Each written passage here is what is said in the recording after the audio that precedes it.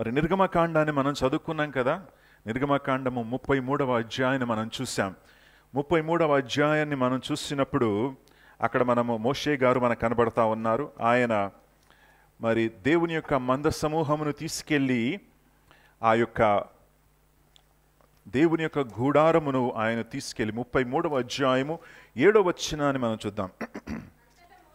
సరే, మోషే గారు ఏం చేశారంటే తాను నివసించేటువంటి గుడారము, ఆయన ఏ గుడారంలో అయితే నివసిస్తూ ఉన్నాడో ఆ రోజుల్లో మరి బిల్డింగ్లు కాదు, దేంట్లో ఉండేవాళ్ళు గుడారాలు లేక టెంటు.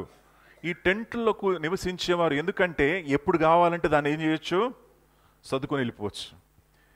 ఎవరు వచ్చినా సరే పర్వాలేదు, హైడ్రా వచ్చినా పర్వాలేదు కదండి. హైడ్రా వచ్చి కూల్చేయడానికి ట్రై చేసినా పర్వాలేదు. ఎందుకు, మన టెంట్ మనం ఎత్తుకుని వెళ్ళిపోవచ్చు ఎక్కడైనా కదా.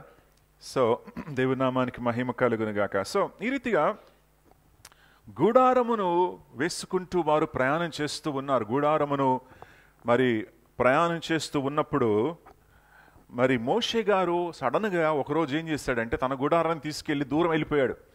వెళ్ళిపోతున్నాడు ఏంటండి, ఇంత దూరం వెళ్తున్నాడు ఏంటి అని అనుకున్నారు అందరూ. ఏమంటే మన మధ్యలో ఉండాలని ఇష్టం లేదా ఆయనకి, అంత దూరం వెళ్ళిపోయాడు ఏంటి, 1 కిలోమీటర్ దూరం వెళ్ళిపోయాడు. ఎవరు, మోషే గారు. దూరం వెళ్ళిపోయి అక్కడ తన గుడారాన్ని పెట్టేశాడు. పెట్టేసి ఇశ్రాయేలు అన్నాడు, ఏమన్నాడంటే ఇది మామూలు గుడారము కాదు, ఇదేమిటిది, ప్రత్యక్ష గుడారము. This is the tabernacle of meeting. ప్రత్యక్ష గుడారము. ఇందులో నేను దేవుని కలవబోతూ ఉన్నాను, దేవుని యొక్క సన్నిధి రాబోతూ ఉంది ఈ గుడారములో. నేను ఈ గుడారం దగ్గరికి వెళ్ళినప్పుడు దేవుని యొక్క ప్రత్యక్ష సన్నిధి ఉంటుంది కనుక ఇది ఒక ప్రత్యేకమైనటువంటి గుడారం అని మోషే గారు ఏం చేశారంటే ఆ గుడారాన్ని తీసుకెళ్ళి పాలెముకు వెలుపలుగా పెట్టి ఉన్నాడు. ప్రియులారా, దీని ద్వారా మనకు ఒక విషయం మనకు అర్థమవుతుంది. అదేంటంటే దేవుడు పరిశుద్ధుడు. God is Holi. దేవుడు పరిశుద్ధుడు, పరిశుద్ధుడు, పరిశుద్ధుడు అని దూతలు స్తుతిస్తూ ఉన్నాయి. ఆ పరిశుద్ధుడైనటువంటి దేవుడు మానవుల మధ్యలో నివసించాలంటే ఆయనకు ఏం కావాలి, ఒక పరిశుద్ధ స్థలము కావాలి. హల్లెలూయా. ఒక పరిశుద్ధ ఆలయము కావాలి. ఒక పరిశుద్ధ స్థలములో ఆయన నివసిస్తాడు. పరిశుద్ధ మరి పర్వతం అని అంటారు కదా, పరిశుద్ధ పర్వతములో, పరిశుద్ధ మందిరములో, పరిశుద్ధ జనముల మధ్యలో ఆయన నివసించేటువంటి వారు. ఇశ్రాయేలీయులందరూ కూడా ఏం చేశారంటే అక్కడ పాపము చేసి మరి అనేక విగ్రహాలకు మొక్కి వారందరూ కూడా దేవునికి వ్యతిరేకంగా నడిచారు కనుక దేవుడు ఏం చేశాడంటే వీరి మధ్యలో నేను ఉండలేను, నేనేం చేయాలంటే అదిగో కొంత దూరం వెళ్ళి అక్కడ ఉంటాను, అక్కడ మోషేతో మాట్లాడతాను, మోషే గారు వచ్చి మీతో ఏదైతే చెప్పాలో అవన్నీ కూడా మీకు చెప్తాడని దేవుని యొక్క గుడారము 1 కిలోమీటర్ దూరం మరి పెట్టేసి మరి మోషే గారు అక్కడ ఉంటున్నారు. దేవుని నామానికే మహిమ కలుగును గాక. దాని తర్వాత ఏం జరిగిందంటే 9వ వచనంలో మనం చూస్తున్నాం, మోషే గారు ఆ యొక్క గుడారములో వెళ్ళినప్పుడు దేవుడు మేఘ స్తంభముగా వచ్చి ద్వారము దగ్గర గుడారం ఏమయ్యేదంట, నిలిచి ఉండేది. ఆ గుడారము ద్వారము దగ్గర నిలవగా యెహోవా దేవుడు ఏం చేస్తున్నాడు, మోషేతో మాట్లాడుతూ ఉన్నాడు. మోషేతో మాట్లాడుతూ ఉన్నాడు. 11వ వచనములో ఆయన ముఖాముఖిగా ఒక మనుష్యుడు తన స్నేహితునితో మాట్లాడినట్లుగా మాట్లాడేవాడంట. ఎంత అద్భుతమైనటువంటి విషయం. ఆ సమయంలో అందరూ కూడా చూసేవారు. ఈ మేఘం వచ్చి గూడారము దగ్గర నిలబడిందని గమనించి ప్రతి మనిషి కూడా తన గూడారములో నుండి బయటికి వచ్చి తన గూడారము దగ్గరే ఆయన ఏం చేసేవాడంటే మోకరించి ప్రభువును ఆరాధించేవాడు. హల్లెలూయా. దేవుని నామానికి మహిమ కలుగును గాక. ప్రియులారా, దీని ద్వారా మనకేమర్థమవుతుందంటే అనేక సంవత్సరాల తర్వాత ప్రతి మనిషి యొక్క గూడారము దేవుని యొక్క ఆలయముగా మారబోతూ ఉంది. ఏమవుతుంది, ప్రతి మనిషి గూడారము ఒక ఆలయముగా, ప్రతి మనిషి గూడారము ఒక దేవాలయముగా మారబోతుంది. ప్రతి మనుష్యుడు తన గూడారము దగ్గర మోకరించి ఏం చేయబోతున్నాడు, ప్రభును ఆరాధించి స్తుతించబోతూ ఉన్నాడు అని మనకు తెలుస్తూ ఉంది. బైబిల్ ఎలా ఉంటుందంటే యోహాను 1వ అధ్యాయం 14వ వచనము, ఇదిగో వాక్యము ఏమైందంట, శరీరధారి అయి కృపా సత్య సంపూర్ణుడుగా మన మధ్యలో నివసించెను. హల్లెలూయా. ఆ నివసించెను అనేటువంటి పదము ఇంగ్లీష్ భాషలో చూస్తే డ్వెల్ లేక టాబర్నాకిల్, గూడారము చేసెను, లేక మన మధ్యలో ఒక గూడారము గుడారము వలె దేవుడు వచ్చి ఉన్నాడు. హల్లెలూయా. ఆ రోజుల్లో దేవుడు దూరంగా ఉండేవాడు. కానీ నూతన నిబంధనలో యేసు ప్రభుల వారు ఏం చేశారంటే మనుష్యుల మధ్యలోనే వచ్చేసాడు. హల్లెలూయా. మనుష్యుల మధ్యలో ఆయన సంచరిస్తూ ఉన్నాడు, మనుష్యులతో ఆయన మాట్లాడుతూ ఉన్నాడు, మనుష్యులతో ఆయన కలిసి నడుస్తూ ఉన్నాడు. ఇది మన దేవుడు. హల్లెలూయా. మనల్ని ప్రేమించినటువంటి దేవుడు, మనల్ని నడిపించేటువంటి దేవుడు అని మనము ఎరిగి ఉంటున్నాం. దేవుని నామానికి మహిమ కలుగునుగాక. ప్రియులారా, ప్రతి మనిషి యొక్క హృదయము ఈ రోజుల్లో దేవుడు ఎక్కడ నివసిస్తూ ఉన్నాడు? మన హృదయములో నివసిస్తున్నాడు. మన హృదయంలో నివసిస్తున్నాడు కనుక మన హృదయమే ఏమై ఉంది? దేవాలయము. హల్లెలూయా. పాత నిబంధనలో గూడారము దేవాలయంగా మారింది. ప్రతి మనిషి యొక్క గూడారము దేవాలయంగా మారిపోయింది. ఈ రోజుల్లో మన హృదయమే ఏంటిది? దేవాలయం. ఎందుకు? ఎవరున్నారు ఇందులో? దేవుడు ఉంటున్నాడు. దేవుడు తన ఆత్మస్వరూపిగా మన హృదయములో నివసిస్తా ఉన్నాడు. మీరు దేవుని యొక్క ఆలయమై ఉన్నారని మీరు ఎరుగరా? పరిశుద్ధాత్మ దేవుడు మీలో నివసిస్తూ ఉన్నాడని మీరు ఎరుగరా అని పరిశుద్ధాత్మ దేవుడు మాట్లాడుతూ ఉన్నాడు. ప్రియులారా, ఎంత గొప్ప విషయం ఇది, ఎంత గొప్ప సత్యము. ఈ రోజుల్లో దేవుడు మన హృదయాల్లో నివసిస్తూ ఉన్నాడు కనుక మందిరములో మనం కలిసి ఆరాధించవచ్చు, కానీ మందిరములో దేవుడు లేడు. దేవుడు ఎక్కడున్నాడు? హృదయములో. హల్లెలూయా. మందిరంలో దేవుని సన్నిధి రావచ్చు, దేవుని సన్నిధిని మనం అనుభవించవచ్చు, కానీ ప్రాముఖ్యంగా దేవుడు నివసించేదేంటి? మనిషి యొక్క హృదయములో. ఆకాశం ఆయన సింహాసనం, భూమి ఆయన పాదపీఠం. నా కోసం ఏం మందిరం కడతావు బాబు అని చెప్పాడు దేవుడు సొలొమోనుకి. ఏంటంట? ఆయన ఎక్కడ కూర్చుంటున్నాడు? ఆకాశములో. ఆయన కాళ్ళు పెట్టినప్పుడు భూమి మీద కాలు పెడతాడు. భూమి ఏంటంట? ఆయన పాదపీఠము. అంటే అంత గొప్ప దేవుడు, అంత శక్తి గలవాడు. ఆయనకు మనం ఏం చేయగలమండి? ఆయనకి ఏం కావాలి? ఒక చిన్న అర్పణ మనం ఇవ్వచ్చా? What can we give to him? ఆయనకి ఏమి ఇవ్వచ్చు మనం? అంత ఘనమైనటువంటి దేవుడు, అంత గొప్ప దేవుడు, అంత సర్వశక్తి గల దేవుడు. ఆకాశములో కూర్చున్నటువంటి వాడు, సింహాసనాసీనుడైనటువంటి వాడు. ఆయన వస్త్రములు మందిరము యొక్క అంచుల వరకు అది ఉన్నదంట. ధవలవర్ణుడు, రత్నవర్ణుడు, ఘనమైనటువంటి దేవుడు. కానీ గొప్ప విషయం ఏంటంటే ఆయన నీలో నాలో నివసిస్తున్నాడు. హల్లెలూయా. తన ఆత్మ ద్వారా మన హృదయాల్లో నివసిస్తుంది. ఎంత గొప్ప విషయం! This is amazing. ఇది ఆశ్చర్యం. ఆ రోజుల్లో అర్థం కాలేదు అందరికీ. దేవుడు ఏంటి, మనుషులో నివసించడం ఏంటి? ఇదే మర్మము అని పౌలు అన్నాడు. This is the mystery of the gospel. సువార్తలో ఉన్నటువంటి మర్మం ఏంటంటే దేవుడు పరలోకాన్ని విడిచిపెట్టి భూలోకానికి వచ్చి మనుషుల హృదయంలో నివసించాలని ఆశపడతా ఉన్నాడు. ఎందుకో తెలుసా? మనిషితో దేవుడు సత్సంబంధం కలిగి ఉండాలనేటువంటి ఆశ. హల్లెలూయా. మనిషిని కలవాలనేటువంటి ఆశ, మనిషితో ఉండాలనేటువంటి ఆశను దేవుడు కలిగి ఉన్నాడు. దేవుని నామానికి మహిమ కలుగును గాక. సో పిల్లరా, ఇక్కడ మనం చూస్తున్నాం, మోషేతో మాట్లాడిన తర్వాత మోషే గారు దేవునితో మాట్లాడి అనేక విషయాల గురించి చర్చించిన తర్వాత దేవుని యొక్క సన్నిధి వెళ్ళిపోయేది. మోషే గారు కూడా వెళ్ళిపోయేవారు. మోషే ప్రక్కన ఒక అతను ఉండేవాడు. ఆయన ఎవరంటే అసిస్టెంట్. ఎవరండి? అసిస్టెంట్. అంటే మోసెస్ సెక్రటరీ అనొచ్చు, అసిస్టెంట్ అనొచ్చు. ఇతను మామూలు వ్యక్తి కాదు, ఇతను సైన్యానికి కూడా అధిపతి. ఆయన పేరేంటండి? యెహోషువ. ఈ యెహోషువ అనేటువంటి యవనస్తుడు, he was a young man. యవనస్తుడు ఏం చేసేవాడంటే మోషే గారు వెళ్ళేటప్పుడు ఆయనతో పాటు కలిసి వెనక వెళ్ళేవాడు.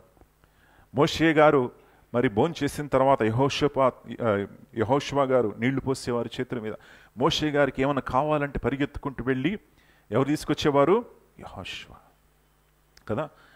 ఈ యెహోషువ దేవుని యొక్క సన్నిధి దగ్గర ఉన్నప్పుడు, ఆ గుడారము దగ్గర ఉన్నప్పుడు గమనించాడు మోషే మాట్లాడడం, దేవునితో మాట్లాడడం. మోషే వెళ్ళిపోయాడు, దేవుని సన్నిధి వెళ్ళిపోయింది. ఈ మనిషి మాత్రం తిరిగి రావట్లేదు. ఎవరు?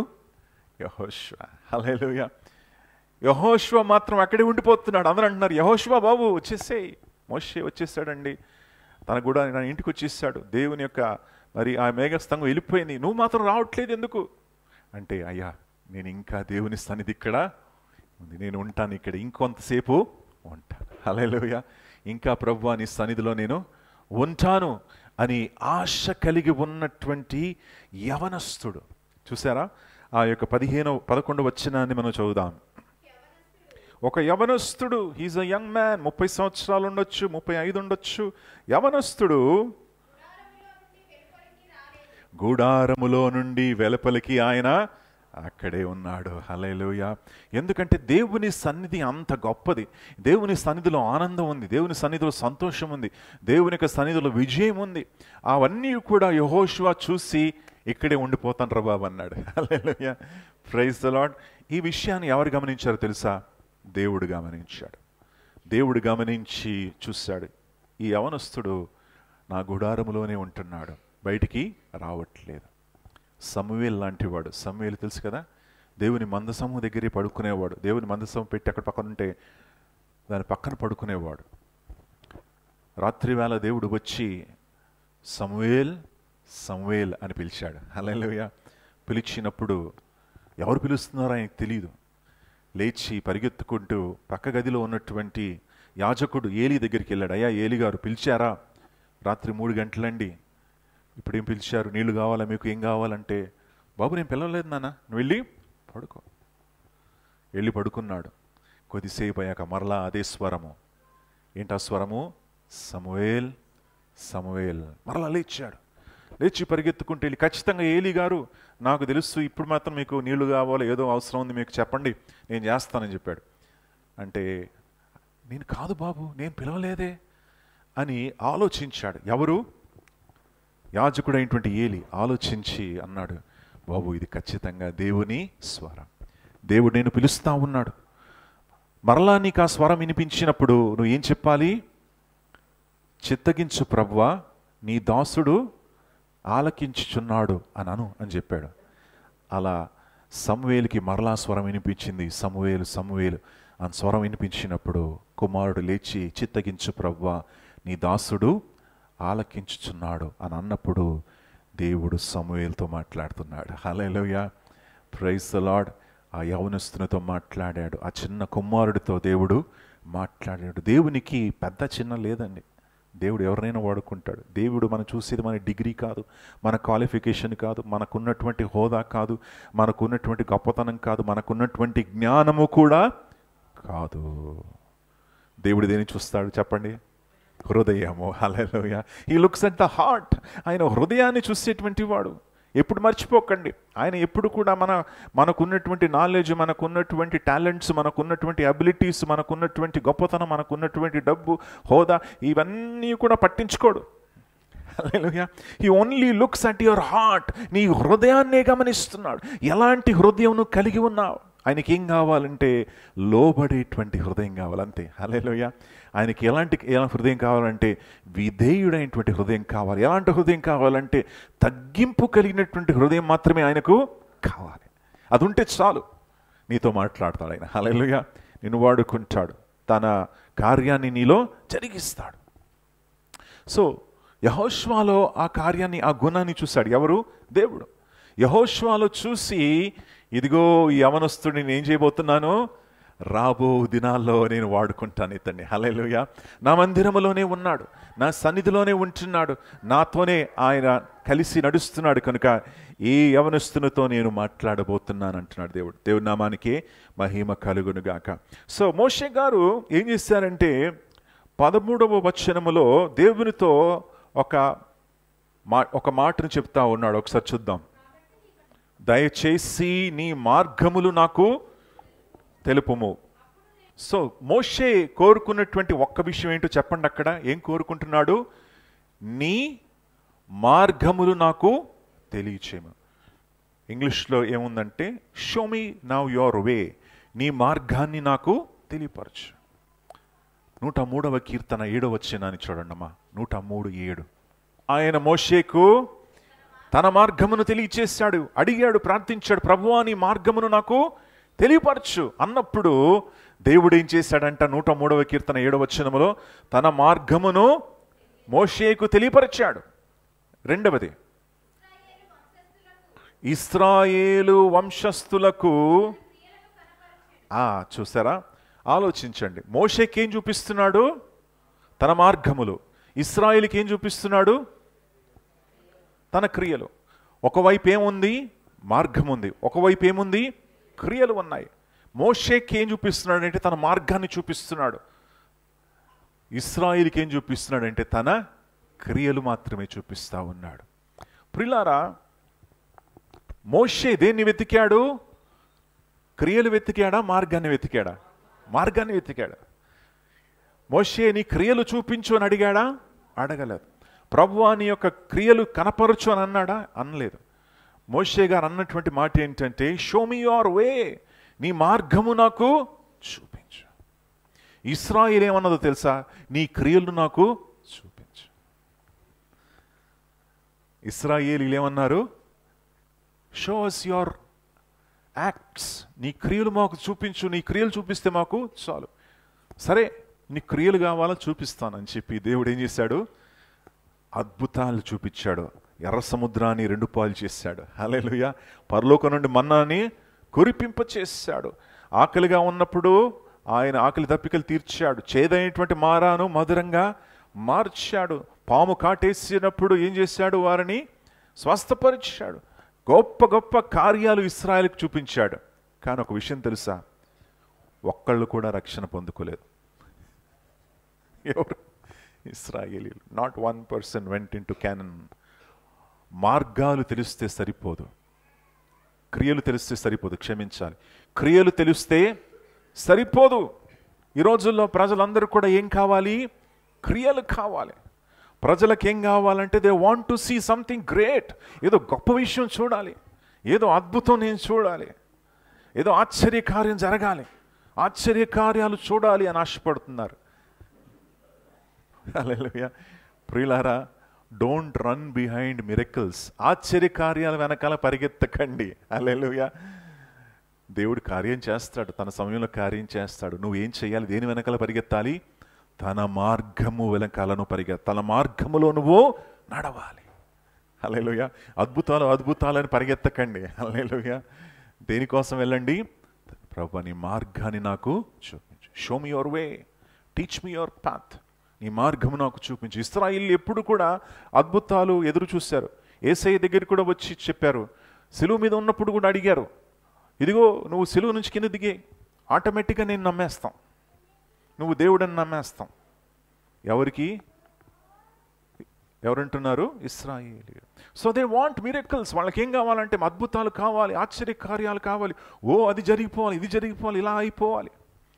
దేవుడు ఏమంటున్నాడంటే, నా కుమారుడా, ముందు నా మార్గాలు తెలుసుకో. ముందు నేను ఏ మార్గంలో నడిపిస్తా ఉన్నానో దాన్ని తెలుసుకో. నేను ఎవరై ఉన్నానో నువ్వు గ్రహించు. హూ ఐ యామ్, నేనేం చేస్తున్నానో గ్రహించు, నా మార్గాలు తెలుసుకో అంటున్నాడు దేవుడు. హల్లెలూయా. ప్రియులారా, ఎప్పుడు కూడా క్రియల కోసం ఎదురు చూడకండి. తన మార్గము కొరకు ఆశపడండి. ఎందుకో తెలుసా? బైబిల్ ఏముంటుందంటే, మరి మోషే, యెహోషువ, కాలేబు వీళ్ళు మాత్రమే కానాన్ దేశంలో అడుగుపెట్టారు. కానీ మిగతా వారందరూ కూడా ఎవరైతే ఆయన క్రియలు చూశారో అందరు చనిపోయారు. అద్భుతాలు చూశారు కానీ హృదయాలు మారలేదు. ఆశ్చర్యకార్యాలు చూశారు కానీ హృదయం కఠినంగానే ఉంది. అద్భుతాలు దేవుడు జరిగించాడు, జీవితాలు మార్చాడు, స్వస్థపరిచాడు, పోషించాడు, అన్నీ చేసినా సరే వాళ్ళు మాత్రము లోపలికి వెళ్ళలేదు, కానానులో అడుగు పెట్టలేదు. ఎందుకంటే క్రియలు చూస్తూ నువ్వు ముందుకు వెళ్ళలేవు ప్రియులారా. క్రియలు చూస్తూ, అద్భుతాలు చూస్తూ నువ్వు ముందుకు పరలోక రాజ్యంలోకి నువ్వు వెళ్ళలేవు. నువ్వు పరలోక రాజ్యంలోకి వెళ్ళాలంటే ఒకటే మార్గము, ఆయన నువ్వు తెలుసుకోవాలి. Hallelujah. You need to know him. ఆయన నువ్వు వ్యక్తిగతంగా ఎరిగి ఉండాలి. వ్యక్తిగతంగా యేసయ్యతో నీకు పరిచయం ఉండాలి అని మీకు జ్ఞాపకం చేస్తూ ఉన్నాను. దేవుని నామానికి మహిమ కలుగును గాక. ప్రియులారా, అనేక మంది అనేక అవసరతలు కలిగి ఉన్నారు. మీరు కూడా అవసరతలు కలిగి ఉన్నారు, నేను కూడా అవసరతలు కలిగి ఉన్నాను. మనకందరికీ ప్రేయర్ రిక్వెస్ట్ ఉన్నాయి కదా, దాని గురించి ప్రార్థన చేద్దాం, మంచిదే. కానీ మీరందరూ కూడా మరి మీకు అందరికి కూడా ప్రాముఖ్యంగా కావాల్సినటువంటి ప్రేయర్ రిక్వెస్ట్ ఏంటో తెలుసా? మనకందరికి ఉన్నటువంటి ఒకటే ప్రేయర్ రిక్వెస్ట్, అదేంటో తెలుసా? ఆయనని ఇంకా అధికంగా నేను తెలుసుకోవాలి. That should be your first prayer request. అది నీ మొట్టమొదటి ప్రార్థన అవసరత ఉండాలి. హల్లెలూయా. అదేంటిది? నేను యేసు ప్రభుల వారిని ఇంకా అధికంగా తెలుసుకోవాలి. That should be your number 1 prayer request. నీ మొట్టమొదటి ప్రార్థన అవసరతలో నువ్వు ప్రేయర్ రిక్వెస్ట్ రాసేటప్పుడు మొదటగా అది పెట్టు. ఫస్ట్, నేను క్రీస్తును ఇంకా తెలుసుకోవాలి. I need to no my lord. నా దేవుని నేను ఇంకా అధికంగా తెలుసుకోవాలి. చాలామంది ప్రార్థన అవసరాలకు వస్తూ ఉంటారు, ప్రార్థించుకోవడానికి వస్తూ ఉంటారు. మరి ఒకళ్ళు పెద్ద ఆయిల్ బాటిల్ పట్టుకొచ్చారు, కొబ్బరి నూనె బాటిల్. మామూలుగా ఎంత చిన్న తీసుకొస్తారండి కొబ్బరి నూనె ప్రేయర్ చేసి అభిషేకించడానికి. ఎంత పెద్దది వచ్చింది బాటిల్. ఆ బాటిల్ చూసినప్పుడు రే బాబు ఇంత పెద్ద బాటిల్ ఏంటి అని చెప్పి అనుకున్నాను. ఇదేనికండి ఇది బాటిల్, ఇంత పెద్ద బాటిల్ పట్టుకొచ్చారంటే, ప్రార్థించండి అయ్యా దీనికోసం, దీన్ని వాడాలి. అవునమ్మా ప్రార్థిస్తాను, కానీ దేనికోసం ఇదంటే, అయ్యా నా తల వెంట్రుకలన్నీ కూడా ఊడిపోతున్నాయి. ఏమవుతున్నాయి? వెంట్రుకలన్నీ ఊడిపోతున్నాయి. దయచేసి ఈ ఆయిల్ కోసం ప్రార్థించండి. ఈ ఆయిల్ వేసుకున్నప్పుడు అంతా కూడా మరలా ఏమైపోవాలి? వెంట్రుకలన్నీ కూడా పచ్చి గడ్డి వలె మొలకెత్తాలి అని.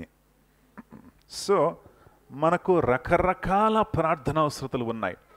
కానీ మీరు ఎప్పుడైనా అడిగారా? మోషే వల్ల అడిగారా? 33వ అధ్యాయము 17వ వచనములో మోషే గారు అంటున్నారు, దయచేసి నీ మహిమను నాకు చూపమన్నాడు.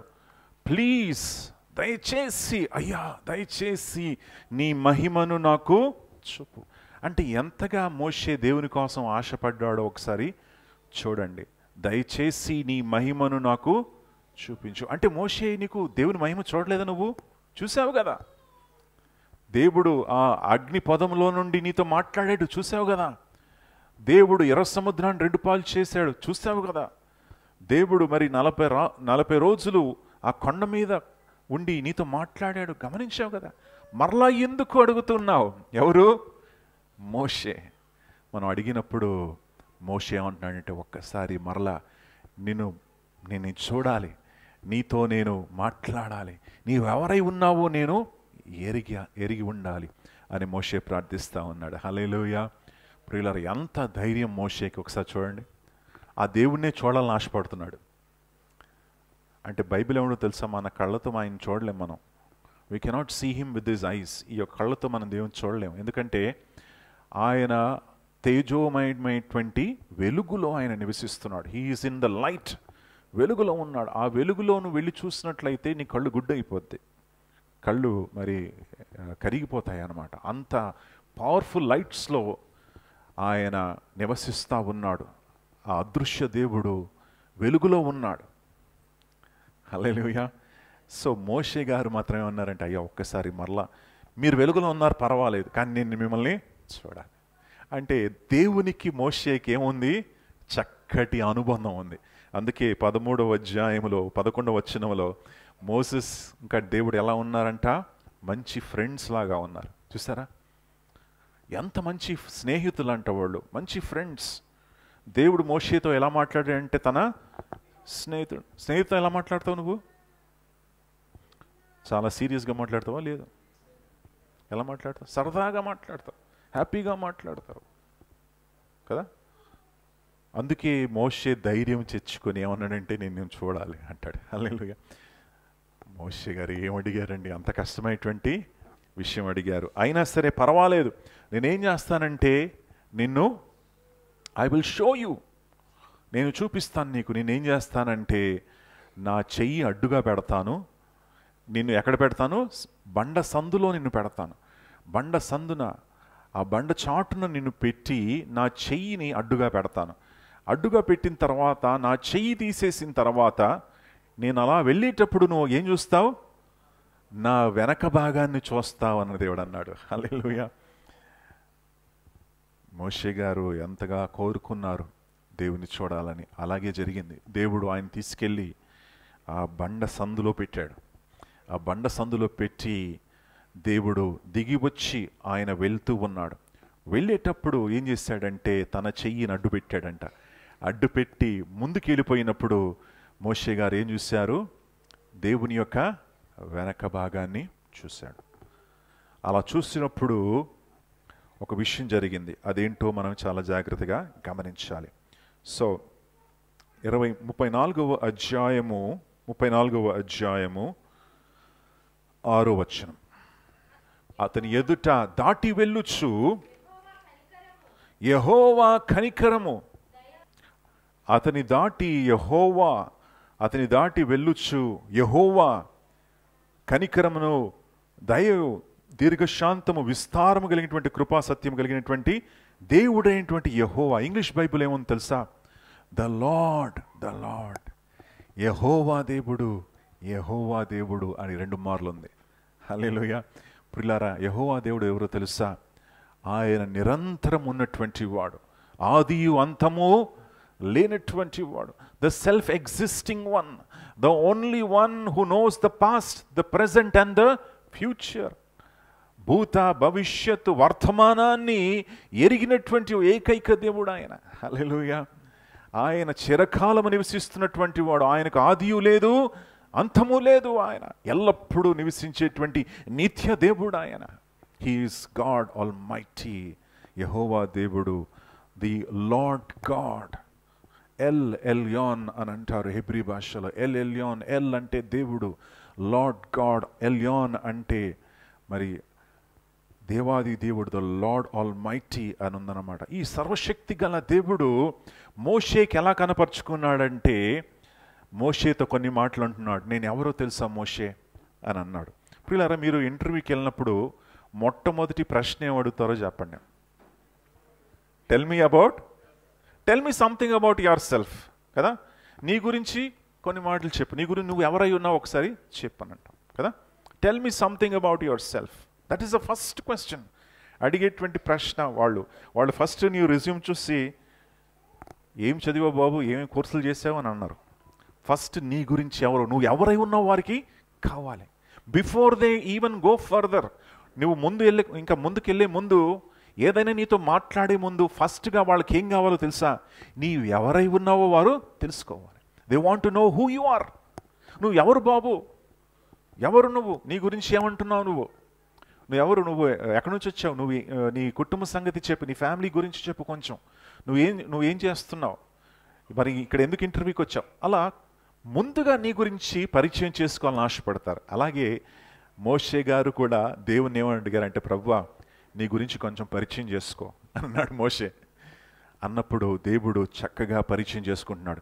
God is introducing himself. దేవుడు తన సీవీని పెడుతున్నాడు. ఇక్కడ దేవుడు ఏం చేస్తున్నాడు? ఆయనకున్నటువంటి రెజ్యూమేని పెడుతున్నాడు ముందు. ఏంటా రెజ్యూమేలో ఏముంది? ఆయన ఎవరంట? కనికరము, దయ, దీర్ఘశాంతము, విస్తారమైన కృపా సత్యము కలిగినటువంటి దేవుడైన యెహోవా. హల్లెలూయా. ఆయన రెజ్యూమేలో ఎంత చక్కటి మాటలు ఉన్నాయండి. ఆయన కృప కలిగినటువంటి వాడు, దయ కలిగినటువంటి వాడు, దీర్ఘశాంతము కలిగినటువంటి వాడు. హల్లెలూయా. ఆయన ప్రేమామయుడు. మన అతిక్రమలు చెప్పున ఆయన మనకు ప్రతిఫలం ఆయన ఇవ్వలేదు. ఒకవేళ ఇచ్చినట్లయితే నువ్వు నేను కూడా ఇక్కడ ఉన్నాం కదా. If God would have rewarded us according to our iniquities, మన అతిక్రమలు చెప్పున ఆయన ప్రతిఫలం ఇచ్చినట్లయితే నువ్వు నేను కూడా మనం ఉండలేము. ఆయన ప్రేమ కలిగినటువంటి దేవుడు. ఇశ్రాయేల్లో ఒక భయంకరమైనటువంటి, యూదా రాజులో ఒక భయంకరమైనటువంటి రాజు ఉండేవాడు. ఆయన పేరు మనస్సే. మనస్సే అనేటువంటి రాజు 40 సంవత్సరాలు ఇశ్రాయేల్ని పరిపాలించి బహుభయంకరంగా దేవునికి వ్యతిరేకంగా పాపం చేశాడు. ఎంతగా పాపం చేశాడంటే తన సొంత కుమారుడిని, మరి శత్రువు వచ్చినప్పుడు తన సొంత కుమారుడిని బలిగా అర్పించేశాడు దేవతకి. అంత భయంకరమైనటువంటి ఘోర పాపి ఎవరు? మనస్సే. కానీ ఈ ఘోర పాపి అయినటువంటి మనస్సేకి దేవుని గురించి మరి జ్ఞానం వచ్చింది. వెంటనే ఆయన ప్రభు సన్నిధిలో కనికరపడి అడిగాడు, ప్రభువా నన్ను క్షమించు అని అడిగినప్పుడు పోగొట్టుకున్నటువంటి రాజ్యాన్ని దేవుడు తిరిగి ఇచ్చాడు ఆయనకి. Hallelujah. I mean how merciful our God is. దేవుడు అంతగా కృప కలిగిన దేవుడు అండి. హల్లెలూయా. ఎంతగా కృప ఆయన కలిగి ఉన్నాడు. పోగొట్టుకున్నటువంటి రాజ్యాన్ని తిరిగి ఇచ్చేశాడు. మనస్సేని క్షమించాడు. మరలా తన సింహాసనం మీద కూర్చోబెట్టాడు.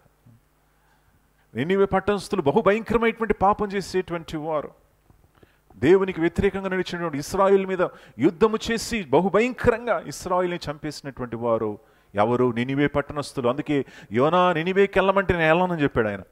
ఎందుకు? నేను వారికి సువార్తను ప్రకటించను, వాళ్ళు చనిపోని భయంకరమైనటువంటి వారు. నాకొద్దు నినివే, నాకొద్దు, నేను వెళ్ళను అక్కడికి అని అన్నాడు. ఎవరు? యోనా. దేవుడు మరలా యోనాన్ని తీసుకెళ్ళి తిమింగలం నోట్లో నుండి రక్షించి నినివే పట్టణానికి తీసుకెళ్ళి సువార్తను ప్రకటించినప్పుడు దేవుడు ఏం చేశాడు? నినివే పట్టణస్థులు కన్నీరు కార్చినప్పుడు దేవుడు ఏం చేశాడు? క్షమించాడు. హల్లెలూయా, ప్రైజ్ ద లార్డ్. ఆయన ఏంటండి, ఎవరై ఉన్నాడు? ఆయన దీర్ఘశాంతుడు, ప్రేమ కలిగినటువంటి వాడు. మన పాపములు చెప్పిన మనకు ప్రతిఫలమును ఇవ్వలేదు. ఒకవేళ మనకు ప్రతిఫలం ఇచ్చినట్లయితే అంతే. కానీ ఒక మనిషి ఆయన మనకు అనుగ్రహించేటువంటి క్షమాపణను ఆయన తెలుసుకొనక, ఆయన ఇచ్చేటువంటి క్షమాపణను మరి స్వీకరించకుండా తన ఇష్టానుసారంగా వెళ్తాడో ఆయన ఇష్టం. ఇంకా దేవుడు కూడా ఏమీ చేయలేడు. God cannot do anything. ఎందుకంటే నీ సొంతంగా నువ్వు దేవునికి దూరం అయిపోతున్నావు కనుక నీ ఇష్టం అని అంటాడు దేవుడు. Hallelujah. He will not force you. ఆయన నిన్ను బలవంతం చేయడు. దేవుడు ఎప్పుడు ఎవరిని కూడా బలవంతం చేసేటువంటి వాడు కాడు. He will never force anyone.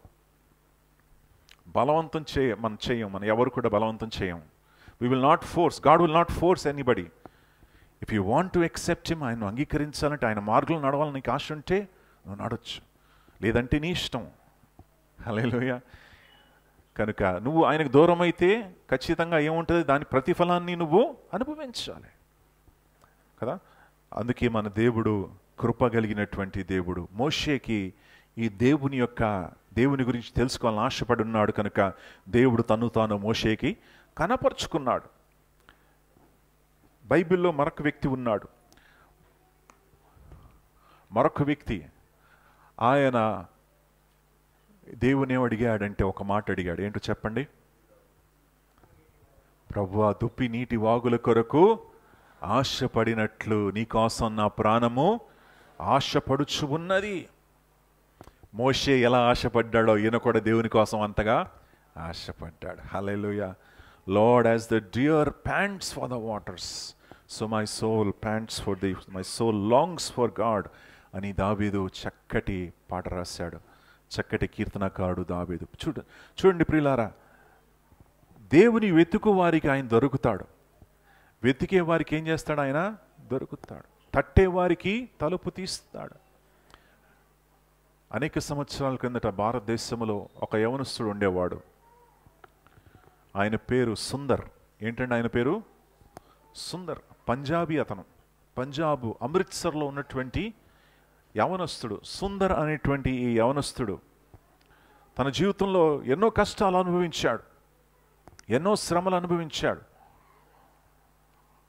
ఆ కష్టాలు శ్రమలు తట్టుకోలేక ఆయన తన జీవితంలో ఆత్మహత్య చేసుకోవడానికి ప్రయత్నించి ప్రార్థన చేశాడు.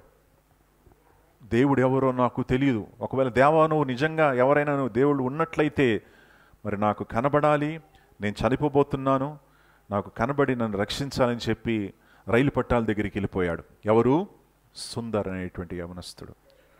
రైలు పట్టాల దగ్గరికి వెళ్ళి అక్కడ పడుకున్నప్పుడు ఒక బలమైనటువంటి వెలుగు చూశాడు. ఆ వెలుగు చూసి, సుందర్ లే, రైలు పట్టాల నుంచి పైకి లే, ఇదిగో నేను నీకోసం ప్రాణం పెట్టాను, హల్లెలూయా, నిన్ను రక్షించడానికి నేను వచ్చాను, నువ్వు లేచి నా కోసం సాక్షిగా నువ్వు ఉండాలి అని అన్నప్పుడు యవనస్తుడు లేచి లోబడ్డాడు. లోబడి దేవుని కోసం సాక్షిగా మారాడు ఆయన. హల్లెలూయా. తన జీవితాన్ని సమర్పించుకున్నాడు. టిబెట్ ప్రాంతానికి వెళ్ళి సువార్తను ప్రకటించాడు. చైనా ప్రాంతానికి వెళ్ళి సువార్తను ప్రకటించినటువంటి గొప్ప దైవజనుడు సాధు సుందర్ సింగ్. విన్నారు ఆయన పేరు? సాధు సుందర్ సింగ్ అనేటువంటి దైవజనుడు. ఆయన ఈ యొక్క ఋషులు వేసుకుంటారు చూడండి, ఆ యొక్క వస్త్రాలు, ఆరెంజ్ డ్రెస్ అది వేసుకొని తలపా కట్టుకొని గడ్డం ఉండేది, సర్దార్జీ అనమాట. ఆ వ్యక్తి ఆయన అలా పట్టుకొని బైబిల్ చేతిలో పెట్టుకొని వెళ్ళేవాడు. ఇలా ఆశ్చర్యపడిపోయేవారు, ఏంట్రా బాబు నీ వేషం ఏంటి, నీ చేతుల్లో బైబిల్ ఏంటి అని. ఏమన్నానంటే ఐఎమ్ సాధు సుందర్ సింగ్. సాధు అంటే ఎవరు? దేవునికి అంకితమైనటువంటి వాడు. నేను నా యేసయ్యకి ఏమైపోయాను? అంకితమైపోయాను. బైబిల్ని పట్టుకుంటూ వెళ్ళి, చెప్పులు లేవు, మామూలుగా నడిచేవాడు, చెప్పులు లేకుండానే నడుస్తూ సువార్తను ప్రకటించినటువంటి మహా గొప్ప దైవజనుడు సాధు సుందర్ సింగ్. వెతుకువారికి ఆయన దొరుకువాడు, తట్టువారికి ఆయన తలుపును తెరిచి తను తాను కనపరుచుకుంటాడు. మరొక వ్యక్తి దేవుని కోసం వెతికాడు. ఆయనకు కూడా ఇదే ఆశ ఉంది. నూతన నిబంధనలో కూడా ఆయన మనకు కనబడతాడు. ఆయనకున్నటువంటి ఆశ ఏంటంటే నేను ఇంకా ఆయనను తెలుసుకోవాలి. I want to know him అని అంటాడు. ఇంకా నేనేం చెయ్యాలి? తెలుసుకోవాలి. ఎవరా వ్యక్తి చెప్పండి? ఎవరా వ్యక్తి? నూతన నిబంధనలో ఇంకా తెలుసుకోవాలని ఆశపడినటువంటి వ్యక్తి పౌలు. ఎవరండి? పౌలు. అంటే పౌలు గారు, మీరు దేవుని చూశారు కదా, దమస్కస్ పట్టణానికి వెళ్ళేటప్పుడు దేవుడే నీకు దర్శనాన్ని ఇచ్చాడు కదా, గుర్రం మీద వెళ్ళేటప్పుడు ఆ వెలుగు చూసి నువ్వు కింద పడిపోయావు. ఎవరు ప్రభువా నువ్వు అని అడిగాడు. ఇదిగో నీవు హింసించేటువంటి యేసును నేనే. ప్రజలు ఎప్పుడైతే హింసిస్తున్నారో, క్రైస్తవుని హింసిస్తున్నారో, వారు ఎవరిని హింసిస్తున్నారో తెలుసా? దేవుని హింసిస్తున్నారు, మనుషుల్ని కాదు. హల్లెలూయా. వారిని రక్షించేటువంటి దేవుడు ఒకడున్నాడు. కనుక పౌలు, నువ్వు దేవుని చూసావు కదా, దేవుని దగ్గర నుండి గొప్ప మర్మాలు పొందుకున్నావు కదా, దేవుని కోసం సాక్షిగాను ఉన్నావు కదా, గొప్ప కార్యాలు చేసావు కదా, అయినా సరే నీకెందుకు ఈ కోరిక? ఏంటా కోరిక? నేను ఇంకా నిన్ను తెలుసుకోవాలి. I want to know him. ఏంటా కోరిక? ఒకసారి మనం చూద్దాం. ఫిలిప్పీలకు రాసిన పత్రిక 3వ అధ్యాయం 10వ వచనము. ఫిలిప్పీ 3:10.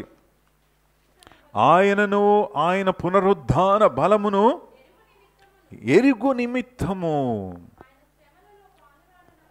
తన శ్రమల్లో పాలు పంచుకోవడం ఎట్టిదో ఎరుగు నిమిత్తము సమస్తము నష్టపరుచుకుని పెంటతో సమానంగా ఎంచుకుంటున్నాను అంటున్నాడు పౌలు. కనుక ప్రియులారా, పౌలు యొక్క ఆశ ఏంటంటే నేను ఇంకా దేవుని ఏం చేయాలి? తెలుసుకోవాలి. హల్లెలూయా. ఇంకా ఆయనను నేను తెలుసుకోవాలి. ఎందుకంటే దేవుని గురించి తెలుసుకోవడం అనేది అది కేవలము మెదడులో ఉండే విషయం కాదండి కదా. It is not knowing about God. దేవుని గురించి తెలుసుకోవడం కాదు. చాలామందికి దేవుని గురించి తెలుసు, మెదడులో ఉందంతా కూడా నాలెడ్జ్. వాళ్ళకి దేవుడు ఎలాంటి వాడో వారికి తెలుసు, దేవుడు ఏం చేస్తాడో వారికి తెలుసు, దేవుడు ఎలా ప్రవర్తిస్తున్నాడో వారికి తెలుసు. అన్నీ కూడా ఎక్కడుంది? మెదడులోనే ఉంది, కానీ హృదయంలో ఏమీ కూడా లేదు. హల్లెలూయా. హృదయంలో ఏం చేయాలి? మనము విశ్వసించాలి. It is not knowledge but it is faith that will save you. నిన్ను రక్షించేది ఏంటిది? జ్ఞానము కాదు. నేనేం రక్షిస్తుంది? విశ్వాసం. హల్లెలూయా. నువ్వు రక్షణ పొందుకోవాలంటే దేవుని గురించి నువ్వు తెలుసుకొని ఉంటే సరిపోదు, దేవుని గురించి నీకు నాలెడ్జ్ ఉంటే సరిపోదు. ఆ నాలెడ్జ్ ఏమవ్వాలంటే విశ్వాసముగా నీ జీవితంలో మారాలి. ఆ సేవింగ్ ఫెయిత్ అని అంటారు, రక్షించేటువంటి విశ్వాసము. ఆ రక్షణ పొందేటువంటి ఆ విశ్వాసము నీలో ఉండాలి అని మరి దేవుడు కోరుకుంటూ ఉన్నాడు. ప్రియులారా, మీరు ఈరోజు కేవలము నాలెడ్జ్లోనే ఉండిపోయారా, లేక ఫెయిత్లో మీరు వస్తున్నారా? Many people know about God. చాలామందికి దేవుని గురించి తెలుసు, బైబిల్ గురించి తెలుసు, బైబిల్లో ఎన్ని అధ్యాయాలు ఉన్నాయో వారికి తెలుసు, బైబిల్లో ఎవరు రాస్తారు, ఏది ఏ పుస్తకం ఎక్కడుందో అన్నీ కూడా. బైబిల్ నాలెడ్జ్ అనేది సూపర్గా ఉంటుంది, కానీ వ్యక్తిగతంగా వారి విశ్వాసాన్ని చూస్తే బలహీనంగా ఉన్నది. ఏముంది? బలహీనమైన విశ్వాసం. పౌలు అందుకే ఏమంటున్నాడంటే, నా విశ్వాసాన్ని బలపరచు ప్రభువా, నేను ఇంకా అధికంగా నిన్ను తెలుసుకోవాలి. I need to know you more and more in an intimate manner. వ్యక్తిగతంగా సన్నిహితంగా ప్రభువా నేను తెలుసుకోవాలి. ఆ యొక్క అనుభవాన్ని నాకు దయచే ప్రభువా అని మనం అడగాలి. సో పిల్లరా, ఇప్పుడు మనం ఒక మరలా ఇంటర్వ్యూకి వద్దాం. ఇంటర్వ్యూకి వెళ్ళాం అనుకోండి, ఫస్ట్గా ఆయన ఏం చేస్తాడంటే నీకు క్వాలిఫికేషన్ ఏంటో చూస్తాడు. క్వాలిఫికేషన్ చూసిన తర్వాత ఏం అడుగుతాడు చెప్పండి? ఎక్స్పీరియన్స్ కదా. సో నెక్స్ట్ ఏంటి? ఎక్స్పీరియన్స్. నీకు ఎంత అనుభవం ఉందో వాళ్ళు అడుగుతారు. బాబు నీకు అనుభవం ఉందా? ఏమైనా చేసావు నువ్వు? నీకు కోడింగ్ నాలెడ్జ్ ఉందా? ఏమి చేసావు నువ్వు? క్లౌడ్లోంచి ఏమైనా డౌన్లోడ్ చేయగలవా కదా. మొట్టమొదటి ఏఐ పర్సన్ ఎవరో తెలుసా? The first AI intelligent person మోషే గారు. మోషే ఏం చేశారో తెలుసా? క్లౌడ్లో నుండి డౌన్లోడ్ చేసుకొని ట్యాబ్లెట్లో డౌన్లోడ్ చేశాడు. ట్యాబ్లెట్ అంటే ఏంటి? ఆ పలకలు. So he was the first AI engineer అని అంటారు కదా. సో ఎక్స్పీరియన్స్, అనుభవం మనకు కావాలి. దేవుని యొక్క అనుభవం మనకు కావాలి. We need to have that experience with God. Experiential knowledge అనేది మనకు అవసరమైనది. దేవుని నామానికి మహిమ కలుగును గాక. ప్రియులారా, మన ఆత్మీయ జీవితము మరి జ్ఞానములోనూ మనం వర్ధిల్లాలి. చూడమ్మా, కొలసీలకు రాసిన పత్రికలో ఈ మాటలు ఉన్నాయి, త్వరగా ముగించేస్తాను. కొలసీలకు రాసిన పత్రిక 1వ అధ్యాయం. ఆయన చిత్తాన్ని పూర్ణముగా గ్రహించినటువంటి వారమై ప్రతి సత్కార్యములో సఫలమగుచు దేవుని విషయమైనటువంటి జ్ఞానములో మీరేమవ్వాలి? అభివృద్ధి పొందుచు అన్ని విషయాలలో ప్రభువును సంతోషపరిచినట్లు ఆయనకు తగినట్లుగా నడుచుకోవాలి. జ్ఞానములో అభివృద్ధి ఏమవ్వాలంటే ఆ రెండు మిమ్మల్ని ఏం చేయాలంటే నీ మార్గాన్ని అది ఇన్ఫ్లుయెన్స్ చేయాలి కదా. జ్ఞానం ఉంటే సరిపోదు, నీ క్రియలు కూడా మారాలి. హల్లెలూయా. విశ్వాసం ఉంటే సరిపోదు, విశ్వాసం క్రియల్లో కనపడాలి. దేవుని గురించి తెలుసుకుంటే సరిపోదు, క్రియల్లో మనకు తెలుసుకోవాలి. వాక్యాన్ని ఆదివారం వింటే సరిపోదు, ప్రతిరోజు సండే మరి క్రైస్తవులుగా ఉండకుండా మండే టు సాటర్డే నువ్వు నేర్చుకున్నటువంటి విషయాలను నువ్వు అవలంబిస్తున్నావా లేదా అనేది ప్రాముఖ్యము. హల్లెలూయా. నువ్వేం నేర్చుకుంటున్నావో, నువ్వు వాక్యం ఏదైతే చెప్తా ఉందో, దేవుడు ఏదైతే నీతో మాట్లాడుతున్నాడో, are you able to implement it? దాన్ని నువ్వు ఇంప్లిమెంట్ చేయగలుగుతున్నావా? మండే టు సాటర్డే నేర్చుకున్నటువంటి విషయాలన్నీ కూడా దాన్ని నువ్వు మరి లోబడి దాని ప్రకారం నడుచుకుంటున్నావా లేదా అనేది ఎప్పుడు తెలుస్తుంది అంటే మండే టు సాటర్డే నీ జీవితంలో తెలిసిపోతుంది. హల్లెలూయా. దేవుని నామానికి మహిమ కలుగునుగాక. ప్రియులారా, మనం క్రీస్తు యొక్క స్వారూప్యంలోకి మనం మార్చబడాలి.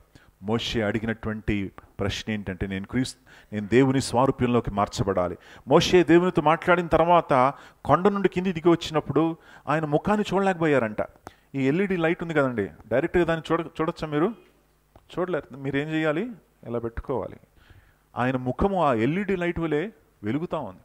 ఎవరి ముఖము? మోషే గారు. అందుకే ఏం చేస్తారంటే ఒక పరదా తీసుకొచ్చి మోషే గారి మీద వేశారు, ఒక బురకా పెట్టారు. ఆయనకి బురకా పెట్టి కూర్చోబెట్టారు. ఆయన, బాబు మీరు మెరిసిపోతున్నారండి, మేము మిమ్మల్ని చూడలేకపోతున్నాం. ఆయన ఏమయ్యాడంటే దేవుని స్వారూప్యంలోకి మార్చబడతా ఉన్నాడు. హల్లెలూయా. నూతన నిబంధనలో కూడా నేను కూడా దేవుని యొక్క స్వారూప్యంలోకి మనం ఏమవుతున్నామో మార్చబడుతున్నాం. నేను చూసినప్పుడు ఏం చూడాలి? క్రీస్తును చూడాలి. హల్లెలూయా. నీ క్రియలు చూసినప్పుడు ఎవరు కనబడాలి? క్రీస్తు కనబడాలి. నీ ప్రవర్తన చూసినప్పుడు ఎవరు కనబడాలి? క్రీస్తు కనబడాలి. ఆ రీతిగా క్రీస్తు యొక్క స్వారూప్యంలోకి మనము మార్చబడాలి. ప్రియులారా, సో ఎలా మార్చబడతాం? కొలత ఏంటి? క్రీస్తు యొక్క స్వరూపంలో మార్చబడ్డానా లేదా అని ఏ రీతిగా మనం కొలత చేయొచ్చు? What is the standard? What is the measurement? దేంతో మనం మెజర్ చేయొచ్చు చెప్పండి. ఒకసారి ఈ సంత దగ్గర మామిడికాయలు తీసుకోవడానికి వెళ్ళాను. మామిడికాయలు తీసుకోవడానికి వెళ్ళినప్పుడు వాడి దగ్గర ఆ మామిడికాయలు ఎన్ని పెట్టాడు. పక్కన ఆ రోజుల్లో తరాసు ఉండేది, తరాసుతో వాళ్ళు మొత్తం మ్యాజిక్ చేయొచ్చు వాళ్ళు. కానీ ఇప్పుడు తరాసు లేదు కాబట్టి ఏమున్నాయి? ఈ డిజిటల్ కాదు, ఇంకోటి ఉంది, అనలాగ్ మెషిన్స్ ఉన్నాయి అన్నమాట. దాంట్లో వేస్తే అది చూపిస్తుంది. అనలాగ్ కూడా మంచిదే, ఇట్ కెన్ ఆల్సో షో. కానీ వీళ్ళు ఏం చేశారో తెలుసా? దాంట్లో ఉన్నటువంటి ఆ ట్రే ఉంటుంది కదా, ఆ ట్రే తీసి పక్కన పెట్టి అనలాగ్ని ఏదో చేస్తాడు. మొత్తానికి ఆ నంబర్స్ని కెలికి 200 గ్రామ్స్ తగ్గించేస్తాడు. 200 గ్రామ్ తక్కువ పెట్టేసి ఆ ట్రే ఇక్కడ పెట్టాడు. ఆ ట్రే దాని మీద పెట్టాడు అనుకోండి, ఏమవుతుంది? తక్కువ అని ఉంటుంది, తెలిసిపోద్ది. అందుకని చాలా తెలివిగా దాన్ని తీసుకెళ్ళి పక్కన పెట్టి, మామిడికాయలు కావాలంటే తీసుకోండి దీంట్లో పెట్టండి అంటున్నాడు. ఏమంటున్నాడు? తీసుకుని దీంట్లో పెట్టండి అంటాడు. సరే, మనకేం తెలియదు కదా, తీసుకుని దాంట్లో పెడితే వాడు దాన్ని తీసుకెళ్ళి దాని మీద పెడుతున్నాడు. కానీ ఆల్రెడీ వాడు ఏం చేశాడంటే మెషిన్ని 200 గ్రాములు తగ్గించేస్తాడు. 250 గ్రామ్స్, ½ కిలో తగ్గించేస్తాడు మనిషి. దాన్ని నేను గమనించాను. వాడు ఏం చెప్పాను, మామిడికాయలు పక్కన పెట్టి ఫస్ట్ అక్కడ పెట్టాను అన్నాడు. వాడు ఏం చేశాడు? వెంటనే చూడకుండా టిక్కని మార్చేస్తాడు. సో కొలత అనేది కరెక్ట్గా ఉండాలి. ఎప్పుడు కూడా ఏం కరెక్ట్ ఉండాలి? కొలత. దేవునికి మరి హేయమైనటువంటి విషయాల్లో ఒక విషయం ఏంటంటే, ఎవరైతే తప్పుడు కొలత వాడతారో వాళ్ళు దేవునికి హేయమైనటువంటి వారంట, మోసం చేసేటువంటి వారు. God doesn't like cheaters. Cheat చేసేటువంటి వాళ్ళు దేవునికి అసహ్యం కదా. సో మన కొలత ఏమై ఉండాలి? What is our measurement? మనం దేనితో మనం కొలుచుకోవాలి అనేది మనం తెలుసుకోవాలి. How do I measure my self? మొట్టమొదటిగా ఫిలిప్పీలకు రాసిన పత్రిక 2వ అధ్యాయము. What are the metrics by which we measure ourselves? What are the KPIs by which we measure ourselves? Philippians chapter 2 verse 3 to 8. ఎలా దేంతో చేయొద్దమ్మా? కక్ష చేతనైనను వృధాతిశయము. అదని సింపుల్గా చెప్పాలంటే స్వార్థంతో. ఏంటండి? ఏ ఫిష్ అంట? సెల్ఫిష్. ఓకే, ఆ సెల్ఫిష్గా ఏమి కూడా చేయొద్దు అంటున్నాడు దేవుడు. హల్లెలూయా. మంచి ఫిష్గా ఉండండి, డోంట్ బీ సెల్ఫిష్ అని దేవుడు అంటున్నాడు. దేవుడి నామానికే మహిమ కలుగునుగాక. ఒకతను చాలా సెల్ఫిష్ ఫెలో, స్వార్థపరుడు. తన కోసమే బ్రతికేవాడు, ఎవరి కోసం బ్రతకలేదు ఆయన. అంతా వాడికే కావాలి, ఎవరికి కూడా పంచిపెట్టేవాడు, ఎవరికి ఇచ్చేవాడు కాదు. నేను నాకే కావాలి. తన భార్య పిల్లల్ని కూడా సరిగ్గా చూసుకునేవాడు కాదు. అలా ఇలా చేసి ఒక $50,000 పోగు చేసుకున్నాడు. ఏం చేసుకున్నాడు? ఒక $50,000 పోగు చేసుకున్నాడు. పోగు చేసుకున్నప్పుడు సడన్గా అనారోగ్య పాలైపోయి చనిపోయే పరిస్థితి వచ్చేసినప్పుడు చనిపోయేటప్పుడు ఏం చెప్పాడంటే తన భార్య పిలిపించాడు. ఆ భార్య మంచి క్రైస్తవురాలు. అమ్మ, నువ్వు ఏం చేయాలంటే, ఇదిగో నేను ఎంతగా సంపాదించా, ఎంత కష్టపడ్డాను, ఇదంతా ఈ డబ్బంతా కూడా నాతోనే రావాలి, నా డబ్బు ఇది, నేను ఎవరికి ఇవ్వను అన్నాడు. సరే, నీ డబ్బు పెట్టుకో. ఇప్పుడు చనిపోతున్నావు అంటే ఏమన్నాడంటే, నేను చనిపోయినప్పుడు ఆ యొక్క పెట్టె ఉంటుంది కదా, ఆ పెట్టెలో పెట్టేసి అన్నాడు. ఎంతంట? $50,000 నాతో పాటునే పట్టుకెళ్తాను, దాంట్లో పెట్టేసి అని చెప్పాడు. ప్రమాణం చేయమన్నాడు. సరే, ప్రమాణం చేసింది.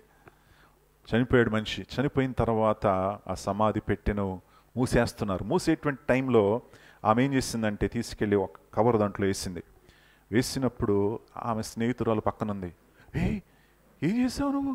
$50,000 వేసావా దాంట్లో? అవును, వేసేసానండి. నీకేమైనా పిచ్చిపోయిందా? ఆయన ఏదో అంటే నువ్వు అలా చేస్తావా? నీకేమైనా బుర్రుందా? నీకేమైనా మతిపోయిందా నీకు అని అడుగుతున్నా. లేదు, నేను క్రైస్తవురాలని కదా, నేను ప్రమాణం చేశాను, నేను చెయ్యాల్సిందే కదా అని చెప్పిందంట. అయితే నువ్వు ఏం చేసావంటే, నేను చెక్ రాసేసానని చెప్పింది. ఏం చేసింది? ఒక చెక్ రాసేసి చెక్కు దాంట్లో పడేసిందంట. ఏంటి చెక్కు? $50,000 చెక్ రాసింది. ఆయన ఏమన్నాడు? నా డబ్బుతో పాటు నేను ఉంటానంటే, సరే నీ డబ్బు పెట్టుకొని చెక్ రాసి ఇచ్చేసింది. ఎంత తెలివైనటువంటి వాళ్ళండి ఈ లోకంలో కదా. సో స్వార్థాన్ని మనం ఏం చేయాలి? విడిచిపెట్టాలి. బైబిల్ ఏమంటుందంటే స్వార్థాన్ని విడిచిపెట్టు. రెండవది త్వరగా చూసుకుందాం. రెండవది వర్స్ 5 and 6. దేవునితో సమానంగా ఉండుట విడిచిపెట్టకూడనటువంటి భాగ్యము అని ఎంచుకొనక. అంటే యేసయ్య ఏం చేశాడంటే తనకున్నటువంటి అధికారాన్ని త్యాగం చేశాడు, తనకున్నటువంటి మహిమను త్యాగం చేశాడు, తనకున్నటువంటి హోదాను, దేవునితో ఉన్నటువంటి సంబంధాన్ని, పరలోకాన్ని, సమస్తమును విడిచిపెట్టి మానవులుగా మన మధ్యలోకి వచ్చి మనతో పాటు ఆయన శ్రమలు అనుభవించి కల్వరి శిలువలో మరణించాడు. అదేంటండి? త్యాగము. దాన్ని ఏమంటారు? సాక్రిఫైస్. ఇంగ్లీష్లో చెప్పండి. సాక్రిఫైస్, త్యాగము అని అంటారు. ఆ త్యాగపూరితమైనటువంటి జీవితాలు క్రైస్తవులుగా నువ్వు నేను కూడా కలిగి ఉండాలి. ఈ రోజుల్లో క్రైస్తవుల్లో త్యాగం అనేది కనపడట్లేదు. There is no measure of sacrifice. ఎవరు కూడా త్యాగం చేయడానికి, ఎవరు కూడా కొంచెం కష్టపడడానికి లేరు. అందరు కూడా ఏం కావాలి? కంఫర్ట్. నేను కంఫర్టబుల్గా ఉండాలి, మరి నాకంతా కూడా కంఫర్టబుల్గా ఉంటే అప్పుడు దేవుడు అని అంటారు కదా. ఈ త్యాగం అనేటువంటిది క్రైస్తత్వములో ఇట్ ఈస్ అ ఫౌండేషన్ అండి. ఇది మనకు పునాది. ఇది మనకు లేకపోతే క్రైస్తత్వం అనేదే లేదు. అవర్ లార్డ్, అవర్ మాస్టర్, మన యజమానుడు, మన యేసయ్య మన కోసం త్యాగం చేశాడు. మనం యేసయ్య కోసం ఏం చేస్తున్నాం? యేసయ్య కోసం మనం ఏం చేస్తున్నాం? What are we doing for our cause, for our God? What have we sacrificed? క్రీస్తు కోసం మనం ఏమి ఇచ్చాం? మన సమయాన్ని ఇస్తున్నామా దేవుని కోసం? మన తలాంతులది మనకిస్తున్నామా? మనకున్నటువంటి సంపద, దేవుడు మనకిచ్చేటువంటి సంపదను ఆయనకు మనం ఇస్తున్నామా? What is the sacrifice? How do you measure yourself? నువ్వు ఎలా మెజర్ చేసుకుంటున్నావు? క్రీస్తు ఆయనే మనకు ఏమై ఉన్నాడు? స్టాండర్డ్. ఆయన స్టాండర్డ్కి మనం ఏమవ్వాలి? మెజర్ అవ్వాలి. హల్లెలూయా. ఆయన కొలతలో ఉన్నప్పుడు నువ్వు నేను కూడా ఎక్కడ కనబడమండి. ఆయన ముందు మనము వీఆర్ నథింగ్. ఆయన చేసేటువంటి త్యాగానికి మనం ఏమీ కూడా చెల్లించలేం. But God wants us to measure by his standard. బైబిల్లో రూతు తెలుసా అండి? ఎంతమందికి తెలుసు రూతు? నయోమి యొక్క కోడలు. నయోమి యొక్క కోడలు చాలా గొప్ప స్త్రీ, మామూలు స్త్రీ కాదండి. కోడలు భర్త చనిపోయినప్పుడు కోడలు ఏం చేసిందంటే అతను వదలట్లేదు. అత్త ఏమన్నదంటే, వెళ్ళిపో, నువ్వు పెళ్లి చేసుకో, మరలా నీ జీవితాన్ని నువ్వు బ్రతుకు, ఇదిగో నీ ఇంటి వారు ఉన్నారు ఇక్కడే, నీ సొంత ఇల్లు ఉంది నీకు, నీ తల్లిదండ్రులు ఉన్నారు, వెళ్ళు, నీ జీవితాన్ని నువ్వు జీవించు, నన్ను వదిలేసేయి, నేను వృద్ధురాలని ఈరోజు ఉంటాను, రేపు పోతాను, నన్ను వదిలేసేయి, నేను వెళ్తానని చెప్తే నేను నిన్ను మాత్రం వదలనంటున్నా. Hallelujah. I will not leave you. నీ ప్రజలు నా ప్రజలు, నీ కుటుంబము నా కుటుంబం, నీ దేవుడు నా దేవుడు, నువ్వు ఎక్కడెళ్తే నేను అక్కడికి వస్తాను, నువ్వు చనిపోతే నేను కూడా అదే స్థలములో నీతో పాటు కూడా నేను ఉంటాను అని ఎవరు చెప్పారు? ఏ అత్త కోడల స్టోరీలో చూస్తారండి ఇట్లాంటి విషయం? చూస్తారా మీరు? ఎక్కడ మీరు చూడరు, బైబిల్లోనే చూస్తారు ఇవన్నీ కూడా. హల్లెలూయా. దేవుని నామానికి మహిమ కలుగును. రూతు త్యాగం చేస్తూ ఉంది. ఏం చేస్తుంది? She is sacrificing because she knows the power of almighty God. Ruth యొక్క, నయోమి యొక్క దేవుని యొక్క శక్తి ఏంటో ఆమె గుర్తించింది. నయోమి యొక్క దేవుడే నిజ దేవుడు అని గుర్తించింది. నయోమి యొక్క దేవుడు సత్యము పలికేటువంటి వాడు. ఆయన్నే నేను వెంబడిస్తాను, నాకు కష్టంగా ఉన్నా సరే నేను వెంబడిస్తాను, నాకు నష్టం వచ్చినా సరే వెంబడిస్తాను, శ్రమలు వచ్చినా వెంబడిస్తాను, ఇబ్బందులు వచ్చినా వెంబడిస్తాను, నేను నిన్ను విడువను అని రూతు దేవుణ్ణి వెంబడించింది. హల్లెలూయా. సిస్టర్స్, మీరు వెంబడిస్తున్నారా? యేసయ్యను రూతు వలె వెంబడిస్తున్నారా? రూతు వలె ఆయనను హద్దుకొని మీరు ఉన్నారా? ఆయన్ని విడిచిపెట్టరా? లేదా కొంచెం శ్రమలు వచ్చినప్పుడు, ఎందుకు బాబు ఈ శ్రమలు, ఎందుకు నాయన ఈ కష్టాలు, ఇంతకుముందే హాయిగా ఉన్నాను కదా, చూడు నా ఫ్రెండ్స్ చూడు ఎంత హాయిగా ఉంటున్నారు, వాళ్ళు చూడు ఎంత హాయిగా, వీళ్ళు చూడు ఎంత హాయిగా, ఎందుకు నాకు ఈ బతుకు, అలా అంటున్నారా? లేక రూతు వలె దేవునికి నమ్మకంగా ఉంటున్నారా? మూడవది ఏంటంటే, యేసు ప్రభుల వారు మనకు చూపించినటువంటి మూడవ మార్గం, మొదటి ఏం చూపించాడు? యేసయ్య నిస్వార్థమైన జీవితం జీవించాలి. రెండవది త్యాగపూరితమైన జీవితం జీవించాలి. మూడవది ఏంటంటే సేవాభావం కలిగినటువంటి జీవితాన్ని జీవించాలి. A life of serving. సేవ చేసేటువంటి జీవితం. యేసు ప్రభుల వారు సేవ చేసుకోవడానికి రాలేదు, కానీ సేవ చేయడానికి ఆయన వచ్చాడు. తన కోసం ఎవరు సేవ చేస్తారని చూడట్లేదు, కానీ మనుష్య కుమారుడు నశించిపోయేటువంటి వాటిని వెతికి రక్షించి వారికి సేవ చేసి ఆయన సేవ చేయడానికి వచ్చి ఉన్నాడని బైబిల్ సెలవిస్తూ ఉంది.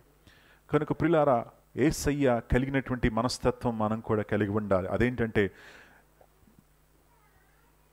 am I serving God? నేను దేవునికి సేవ చేస్తున్నానా? నా పొరుగువానికి నేను సేవ చేస్తున్నానా? నేను ఒక ఆశీర్వాదంగా ఉన్నానా లేదా అని నిన్ను నీవు పరీక్షించుకొని ఆ కొలతకు నువ్వు పరీక్షించుకోవాలి. Hallelujah. The standard of Jesus Christ. ప్రియులారా, గమనించండి, దేవుని యొక్క దృష్టిలో నువ్వు ఎంత గొప్పగా మరి మారావు, లేక నీకు ఎంత తలాంతులు ఉన్నదో ముఖ్యము కాదు. దేవునికి దృష్టిలో నువ్వు ఇప్పుడు మెల్లమెల్లగా నువ్వు దేవుని వాక్యాన్ని ప్రకటిస్తున్నావు అంటే అది గొప్ప విషయం కాదు. మెల్లమెల్లగా నువ్వు మరి ఆత్మ సంపాదిస్తున్నావంటే కూడా గొప్ప విషయము కాదు. Hallelujah. What is great in the sight of God? దేవునికి దృష్టిలో గొప్పదేంటి చెప్పండి? వాక్య పరిచర్యనా? పెద్ద సంఘం కలిగి ఉండడమా? గొప్పగా టీవీలో ప్రసంగించడమా? గొప్పగా మరి అందరి ముందు వాక్య పరిచయం చేయడం, లేక అందరి ముందు పాటలు పాడడం, గొప్పగా వాయిద్యాలు వాయించడం? Is that what God counts? దేవుని దృష్టిలో అది లెక్కగుంటుందా? ఉండనే ఉండదు. It won't even count.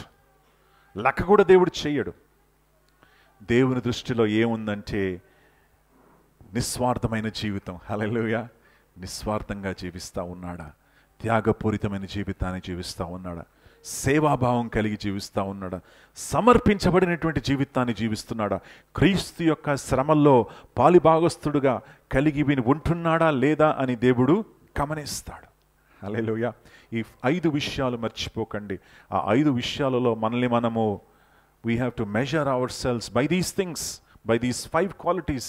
ఈ 5 విషయాల ద్వారా మనల్ని మనము కంపేర్ చేసుకొని మనము క్రీస్తు యొక్క స్వరూపంలోకి మనం మార్చబడుతున్నామా లేదా మనం తెలుసుకోవచ్చు. హల్లెలూయా. దేవుని చిత్తం ఏంటంటే మనము సంపూర్ణంగా ఆయన స్వరూపంలోకి మనం ఏమవ్వాలి? మార్చబడాలి. ఈరోజు ఆయన స్వరూపంలోకి మనం మార్చబడదాం. ఆయన కోసం మనం జీవిద్దాం. నమ్మకంగా మనం ఉందాం. 5 విషయాలు మనం మర్చిపోకూడదు. నిస్వార్థము, త్యాగపూరితమైనటువంటి జీవితము, సేవాభావము, లోబడి సమర్పించబడినటువంటి జీవితము, క్రీస్తు కొరకు శ్రమలు అనుభవించేటువంటి జీవితం, ఇది మనము కలిగి జీవించాలి. ఒక్క వచనం చూపి ముగించేస్తాను. హెబ్రీ 12వ అధ్యాయము 11వ అధ్యాయము 24-20. మోషే పెద్దవాడైనప్పుడు విశ్వాసమును బట్టి ఐగుప్తు యొక్క ధనము కంటే గొప్ప భాగ్యమని ఎంచుకున్నాడు. మీకు ధనం ఇస్తే మీరు గొప్ప భాగ్యం ఎంచుతారా? నిందిస్తే గొప్ప భాగ్యం ఎంచుతారా? మోషే దేని ఎంచుకున్నాడు? క్రీస్తు కోసం నేను నిందపడినా సరే పర్వాలేదు, క్రీస్తు కోసం నన్ను అవమానించినా పర్వాలేదు, క్రీస్తు కొరకు నా గురించి అనేక మాటలు అన్నా సరే పర్వాలేదు. అది గొప్పది నాకు. హల్లెలూయా. అది దేవుని యొక్క దృష్టిలో గొప్పది. సో ప్రియులారా, మోషే వలె మనము ఆయన కోసం మనం మరి ఎన్ని అవమానాలు వచ్చినా, ఎన్ని శ్రమలు వచ్చినా మనం వెనకంజ వేయకుండా మనం ముందుకెళ్తూ దేవుని నామాన్ని మహిమపరుద్దాం. ప్రార్థన చేద్దాం. పరిశుద్ధుడా యేసయ్యా, స్తోత్రాలు. మీ నామానికి మహిమ కలుగునుగాక. ఇంతవరకు మీరు మాకు తోడై ఉన్నందుకు వందనాలు, స్తోత్రాలు. నీ బిడ్డలను దర్శించండి అయ్యా, నీ బిడ్డలను బలపరచండి, నీ బిడ్డల యొక్క జీవితంలో గొప్ప కార్యాలు చేయండి అయ్యా. నీకు స్తోత్రాలు.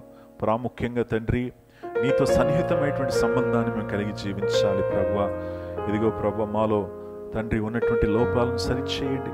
నీకు ఆయాసకరమైనటువంటి జీవితాలు తీసివేసి తండ్రి నీకు లోబడి నీకు ప్రభువా మరి నేను ప్రేమించి నేను హత్తుకొని ప్రభువా, మోషే వలె నేను నీ సన్నిధిని ప్రేమించాలి, దావీదు వలె నీ సన్నిధిని ప్రేమించాలి, పౌలు వలె నీ సన్నిధిని ప్రేమించి నేను వెంబడించి కృపను మాకు దయచేయండి అయ్యా. ప్రభువా, నీవే మా సర్వమై ఉన్నారు. నీకు లోబడి జీవించే కృపను, భాగ్యాన్ని మాకు దయచేయమని యేసయ్య పేరట మనవి చేస్తున్నాను తండ్రి. ఆమేన్.